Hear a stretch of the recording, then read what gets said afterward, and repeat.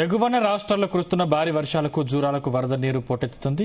దీనికి తోడు గత వారం రోజులుగా ఉమ్మడి మహబూబ్ నగర్ జిల్లాలో కురిసిన వర్షాలతో జూరాల నిండుకుండలా మారింది.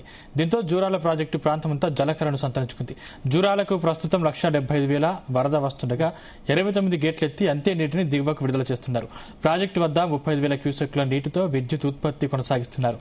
జూరాలకు నీరు 45 రోజులు ఆలస్యంగా వచ్చినప్పటికీ ప్రస్తుతం సమయానికి సాగునీరు అందుతుందని రైతన్నలు ఆనందం వ్యక్తం చేస్తున్నారు.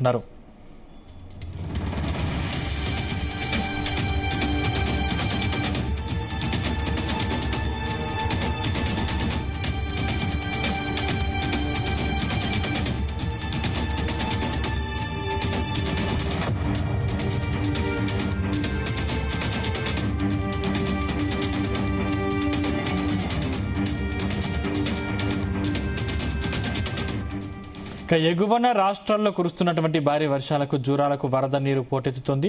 దీనికి తోడు గత వారం రోజులుగా ఉమ్మడి మహబూబ్ నగర్ జిల్లాలో కురిసినటువంటి వర్షాలతో జూరాల నిండుకుండల మారింది. దీంతో జూరాల ప్రాజెక్టు ప్రాంతమంతా జలకరను సంతరించుకుంది. జూరాలకు ప్రస్తుతం 1,75,000 వరద వస్తుండగా 29 గేట్లు ఎత్తి అంతే నీటిని దిగువకు విడుదల చేస్తున్నారు. ప్రాజెక్టు వద్ద 35,000 క్యూసెక్కుల నీటితో విద్యుత్ ఉత్పత్తి కొనసాగిస్తున్నారు. జూరాలకు నీరు 45 రోజులుగా ఆలస్యంగా వచ్చినప్పటికీ ప్రస్తుతం సమయానికి సాగునీరు అందుతుందని రైతన్నలు ఆనందం వ్యక్తం చేస్తున్నారు.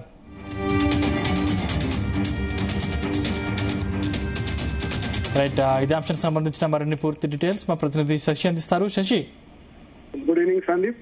అయితే ఎగువ రాష్ట్రాలైన కర్ణాటక, మహారాష్ట్ర ఈ రాష్ట్రాలలో కురుస్తున్న భారీ వర్షాలకు గాను ఆల్మట్టి, నారాయణపూర్ పూర్తి స్థాయిలో నిండడంతో నిన్న గత వారం రోజులుగా అక్కడి నుంచి జురాలకు వరద అనేది కంటిన్యూగా వస్తూనే ఉంది. అయితే ఈ రోజు ప్రస్తుతానికి జురాలకు 1,75,000 క్యూసెక్ల ఇంట్లో వస్తుండగా అదే స్థాయిలో 29 గేట్లను ఎత్తి 1,76,000 క్యూసెక్ల నీటిని దిగువన ఉన్న శ్రీశైలంకి విడుదల చేస్తున్నారు. అదేవిధంగా జురాల ప్రాజెక్ట్ లో ఉన్న దిగువ విద్యుత్ ఉత్పత్తి కేంద్రాలలో 10 యూనిట్ల ద్వారా విద్యుత్ ఉత్పత్తిని చేస్తున్నారు. దీనికి గాను 35,000 క్యూసెక్ల నీటిని వినియోగిస్తున్న పరిస్థితి అయితే ఉంది. అటు ఆర్డీఎస్ కాలువలకు కూడా జురాల నుంచి నీటిని విడుదల చేస్తున్నారు.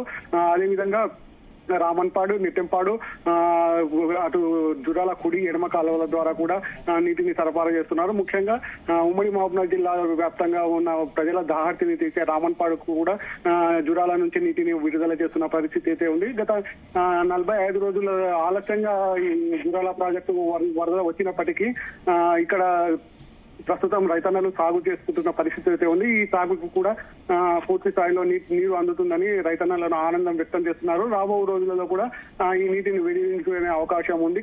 మళ్ళీ ఇంకా ఈ వారం రోజుల పాటు ఈ వరద కొనసాగే అవకాశం ఉందని కూడా అధికారులు చెప్తున్న పరిస్థితి అయితే ఉంది. ఇదే వరద కనుక కొనసాగితే అటు ఆల్మట్టి, నారాయణపూర్ నుంచి అదేవిధంగా దానికి అనుసంధానంగా ఉన్న భీమా నది నుంచి కూడా వరద జురాలకు చేరుతూ వస్తుంది. ఇదే వరద కనుక కొనసాగితే జురాల నుంచి శ్రీశైలం డ్యామ్ కూడా ఈ వరద కొనసాగే అవకాశం ఉంది. శ్రీశైలం డ్యామ్ కూడా రానున్న వారం రోజుల పాటులో నిండే అవకాశం ఉంది. అదేవిధంగా అక్కడ విద్యుత్ ఉత్పత్తి కూడా 2-3 రోజులలో చేసే అవకాశం ఉందంటూ కూడా అధికారులు చెప్తున్న పరిస్థితి అయితే ఉంది. ఇదే గత సంవత్సరం చూసుకుంటే ఈ సమయానికి జురాల నుంచి దాదాపుగా 400 నుంచి 500 టీఎంసీల నీటిని దిగువకు విడుదల పరిస్థితి ఉంది. అయితే ఎలినో ప్రభావం వల్ల వాతావరణం మార్పు జరగడం వల్ల వర్షాలు సరిగా లేకపోవడం వల్ల ఈ సంవత్సరము వర్షాలు ఆలస్యంగా కురవడము, జురాలకు వరద కూడా ఆలస్యంగా రావడంతో రైతన్నలు కాస్త నిరాశ పడిన ప్రస్తుతం వస్తున్న వరదతోటి రైతన్నలు పూర్తి స్థాయిలో ఆనందాన్ని వ్యక్తం చేస్తున్న పరిస్థితి అయితే ఉంది. ఇదే వరద కనుక కంటిన్యూగా ఇంకో వారం రోజులు కొనసాగితే రాబోయే వేసవి కాలంలో కూడా ఉమ్మడి మహబూబ్నగర్ జిల్లా వ్యాప్తంగా నీటి తాగునీటికి ఎలాంటి దోకా లేదంటూ కూడా అధికారులు చెప్తున్నారు. అటు శ్రీశైలం బ్యాక్ వాటర్ నుంచి ఉమ్మడి మహబూబ్నగర్ జిల్లా వ్యాప్తంగా 12 నియోజకవర్గాలకు, అదేవిధంగా గద్వాల సంబంధించి 2 నియోజకవర్గాలు జురాల నుంచి తాగునీటిని అందిస్తారు. ఈ వరద ఇలాగే కొనసాగితే రాబోయే రోజులలో నీటి కొరత అనేది ఉండదు. అటు తాగునీరు కానీ ఇటు తాగునీటికి కానీ ఎలాంటి కష్టాలు ఉండవు. రాబోయే వేసవి కాలం కూడా పూర్తి స్థాయిలో ప్రజలకు నీటిని అందించే అవకాశం ఉందని అధికారులు చెప్తున్నారు. శ్రీశైలం బ్యాక్ వాటర్ సోమశిల నుంచి మిషన్ భగీరథ కూడా నీటిని అందే అవకాశం ఉంటుంది కాబట్టి రాబోయే రోజులలో ఎలాంటి నీటికి ఎలాంటి దోకా లేదంటూ కూడా అధికారులు నిర్భయంగా చెప్తున్న పరిస్థితి అయితే ఉంది. ఏంటి శశి, ఇప్పుడు వరద ఉధృతి పెరిగితే ఎలాంటి చర్యలు తీసుకుని ఉన్నారు అధికారులు? ఇప్పుడు వస్తున్న వరద 1,75,000 వరద ఇప్పుడు కొనసాగుతుంది. ఇదే వరద ఇంకొంచెం పెరిగే అవకాశం అయితే ఉంది. రేపటి వరకు ఈ వరద 2 లక్షల పైచులకు అవకాశం ఉంది. ఇదే కనుక వరద కొనసాగితే జురాల ప్రాజెక్ట్ లో మరిన్ని గేట్లను ఎత్తే అవకాశం ఉంది. అదేవిధంగా 12 యూనిట్ల ద్వారా ఇప్పుడు ఏదైతే విద్యుత్ ఉత్పత్తి చేస్తున్నారో ఆ యూనిట్లను మరో 2 యూనిట్లను పెంచి విద్యుత్ ఉత్పత్తి కొనసాగే అవకాశం ఉంది. గత సంవత్సరం అయితే రికార్డు స్థాయిలో విద్యుత్ ఉత్పత్తి చేసిన పరిస్థితి అయితే జురాల ప్రాజెక్టు ఉంది. కాకపోతే ఈసారి వరద కాస్త ఆలస్యంగా రావడంతో విద్యుత్ ఉత్పత్తి ఆలస్యంగా జరిగింది. ఇదే వరద కంటిన్యూగా కొనసాగితే ఈసారి కూడా విద్యుత్ ఉత్పత్తి అధిక మొత్తంలో జరిగే అవకాశం ఉందని అధికారులు చెప్తున్నారు. ఈ వరదని ఇలాగే శ్రీశైలంకి కొనసాగితే శ్రీశైలంలో కూడా పూర్తి స్థాయిలో నీటి మట్టం పెరిగి జలకళ సంతరించుకుంటుంది. అది శ్రీశైలం నిండిన వెంటనే విద్యుత్ ఉత్పత్తిని కొనసాగిస్తారు. అదేవిధంగా తగిన స్థాయిలో నీటి నిల్వలు వచ్చిన తర్వాత శ్రీశైలం నుంచి నీటిని విడుదల చేసి నాగార్జున సాగర్ వైపుకు పంపించే అవకాశం ఉంది. ఈ సంవత్సరము నాగార్జున సాగర్ కి గత సంవత్సరంతో పోలిస్తే ఈ సంవత్సరం నాగార్జున సాగర్ కి ఇంట్లో లేకపోవడంతో నాగార్జున సాగర్ పరిసర ప్రాంతాలలో ఉన్న రైతన్నలకు మాత్రం సాగునీరు అందక అవస్థలు పడుతున్నారని చెప్పుకోవచ్చు. గత సంవత్సరం అయితే ఈ పాటికి నాగార్జున సాగర్ కూడా పూర్తిగా నిండి జలకళ సంతరించుకున్న పరిస్థితి అయితే ఉండేది. అప్పుడు రైతన్నలు పూర్తి స్థాయిలో వ్యవసాయాన్ని అయితే కొనసాగించిన పరిస్థితి అవుతుంది. కానీ ప్రస్తుతం ఉన్న పరిస్థితుల్లో అయితే నాగార్జున సాగర్ కి ఇంకా ఇంట్లో రాకపోవడంతో రైతన్నలు కాస్త నిరాశ చెందుతున్న పరిస్థితి అయితే ఉందని చెప్పుకోవచ్చు సందీప్. అయితే శశి, ఇప్పుడు ఎల్నినో ప్రభావం ఉంది అని రైతన్నలు కొంతమేర ఆందోళన చెందిన పరిస్థితి మనం చూసాం. ఇప్పుడు ఈ వర్షాలతో అయినా కాస్త రైతులు శాంతించే అవకాశం ఉందా?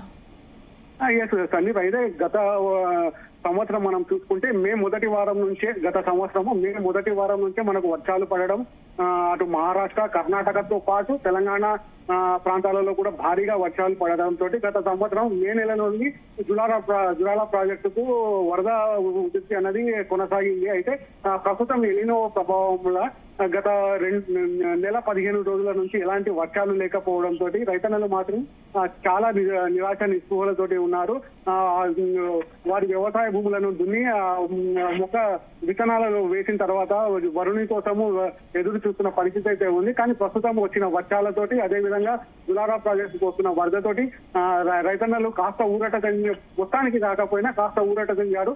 ఇప్పుడు నా ఖరీఫ్ సీజన్ కాకుండా వచ్చే సీజన్ కు అయినా తమ వ్యవసాయ పొలంలో వ్యవసాయం చేసుకొని పంటలు పండించుకునే అవకాశం ఉంది. కాకపోతే ఈ సంవత్సరము వరి అన్నది కాస్త దిగుబడి తగ్గే అవకాశం అయితే ఉంది. ప్రభుత్వం కూడా చెప్పుకుంటూ వస్తుంది ఎన్నో ప్రభావం వర్షాధారిత పంటలను కాకుండా వేరే ప్రత్యామ్నాయ పంటలను కూడా పండించే ప్రయత్నాలు చేయండి, వరి ఒక్కదాని మీద ఆధారపడదని కూడా ప్రభుత్వము రైతన్నలకు ఆదేశాలు ఇచ్చిన పరిస్థితి అయితే ఉంది. ప్రస్తుతం వచ్చిన వర్షాలతోటి కాస్త వరి సాగు తగ్గుముఖం పట్టినప్పటికీ తర్వాత వచ్చే సీజన్ లో మాత్రము పంటలు పుష్కలంగా పండుతాయని కూడా రైతన్నలు ఆనందం వ్యక్తం చేస్తున్నారు. మొత్తానికి జురాల ప్రాజెక్టు నిండడం వల్ల రాబోయే కాలంలో వేసవిలో గానీ ఇటు తర్వాత వచ్చే సీజన్ వ్యవసాయంలో గానీ నీళ్లు అన్నది పుష్కలంగా ఉన్నాయి.